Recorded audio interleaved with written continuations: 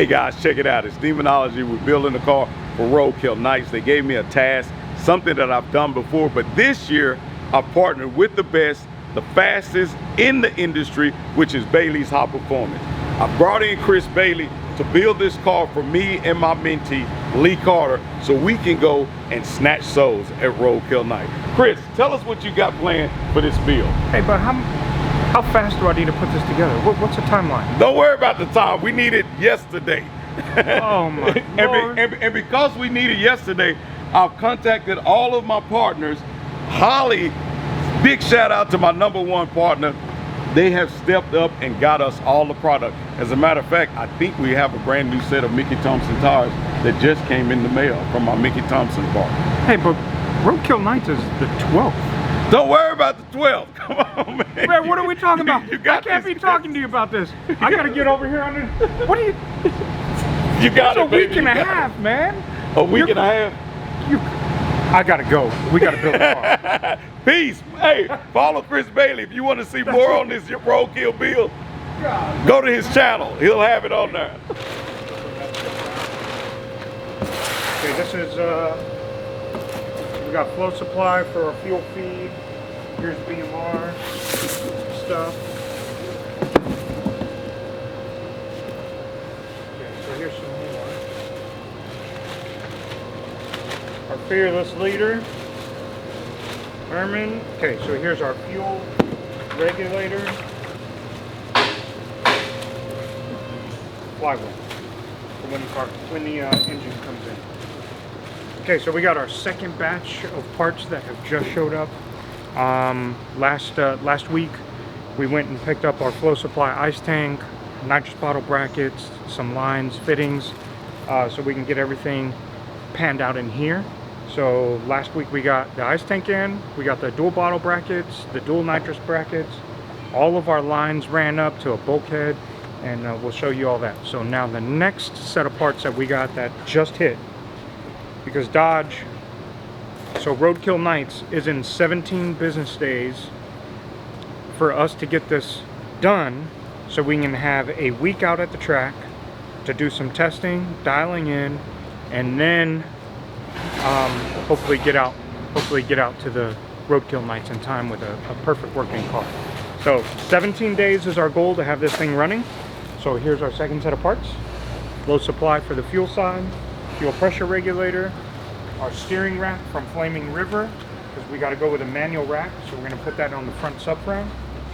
BMR rear suspension for the 15-inch conversion, the caliper, the rotor, lockouts, and everything associated with getting the rear end up, as well as a front fender, a brand new core support, because we did buy a junkyard car, so this is wrecked, right?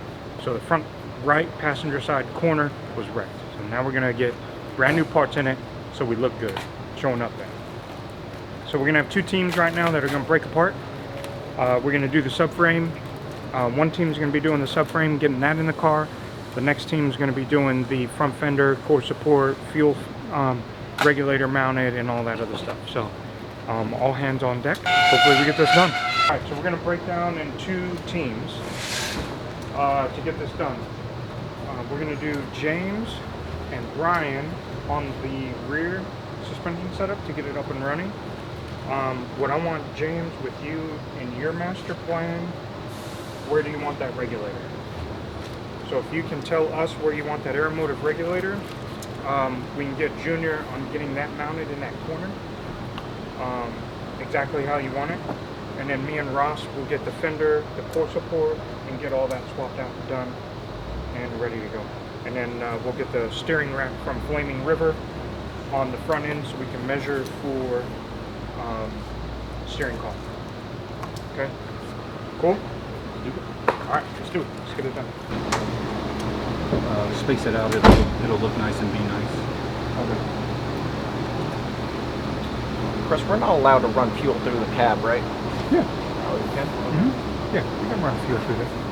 Yeah, we're going to run all the bulkheads mounted, fixed, and then later we can come back and run all the fuel lines to it and everything else. So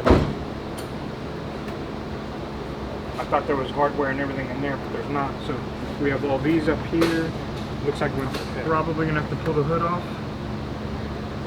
Yes. Okay. Maybe not. No, I think it goes around.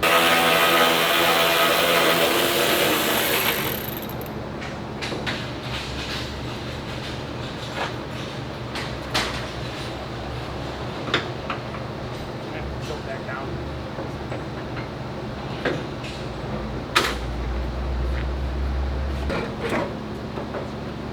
Old and busted. Broken. Wrecked. Got no moat.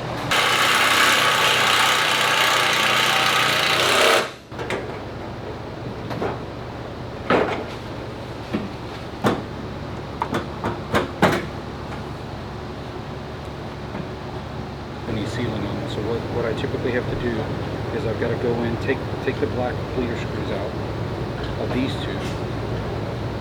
These two over here you don't have to, because you can physically get a socket in there, pull the brass out, You got to take the bleeder screw off, so you can pull the Allen off, then we can pull the brass out. We've got to seal those with I would just use red or blue Loctite, whichever one you want. Make sure it gets on there real good. We'll put it back in, get them down to a point where they feel good. You don't want to over tighten because it's just brass on aluminum. And then we'll put these back together with red Loctite. Okay. We'll get them torqued down. Because if we don't, it's going to leak. Every one of them has leaked from the brass. So we think it's leaking from the bleeder screw, and it's actually coming out there because they didn't take the time to seal all those. Okay. Okay. So take them apart. Take these out first. Seal them. Put them back in. Okay. Then take the black off, so you can then get the Allen out, then you can take the brass out, okay?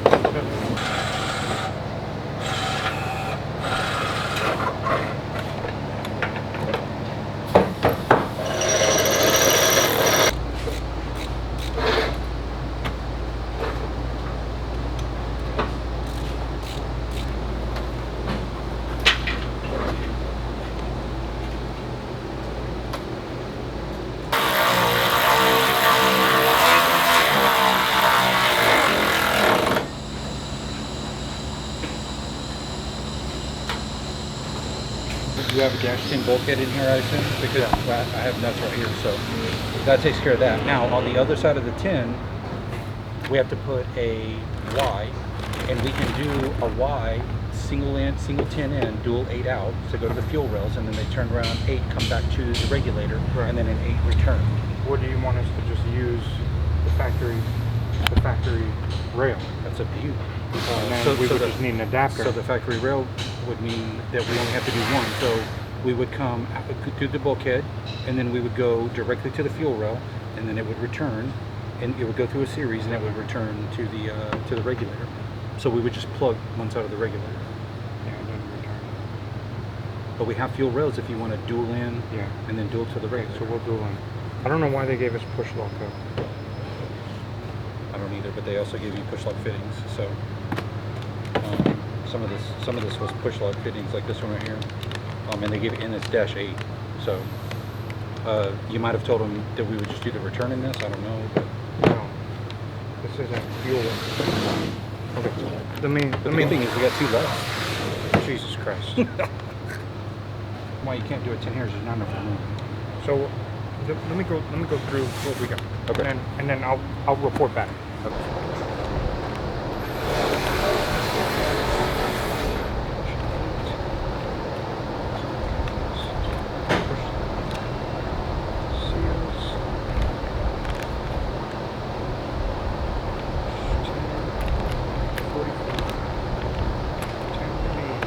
How are you? Good, how are you? Doing well. Well, Mr. James. What's up, bud? Unfortunately, these holes are offset, so they'll only go on one way. Yeah, they're offset. Well, that's fine. Go ahead and take. I mean, when we take that off, I don't have a 90 for that.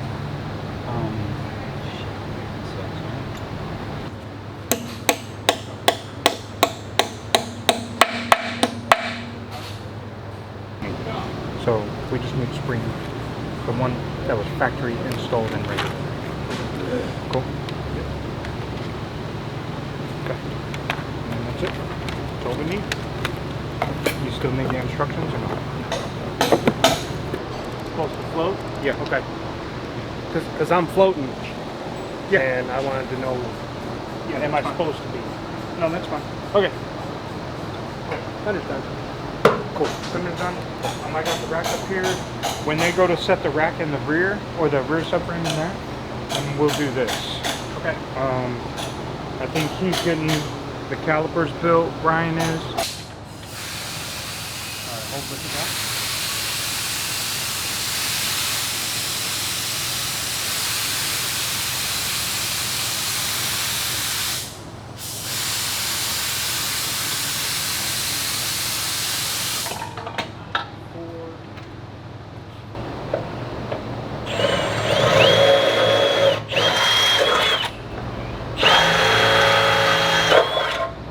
They didn't send either one of those. I mean, they don't normally send these. This is normally something that you use off of the OEM one, but they do send these. Like we have to have these so that the caliper will mount to this bracket. That doesn't make any sense. They didn't send us that? Yeah, I just checked. I just went back up there and double checked that box again, and then I've already opened up everything over there. So they sent us 2 left rotors and no hardware to mount the caliper to the bracket. Exactly. Yeah. And then I'll have to come up with the bolt that goes here, because you're supposed to use the OEM one. So do you want me just to get that from Kelly? Yeah. Okay. So I'll get those. You don't want it to dig. You want it to fillet. Yeah. And they both would be if you go to left. They would both be filleting. If they're going forward, they would both be filleting. So this would be the driver, that would be the passenger. They just put the wrong sticker on.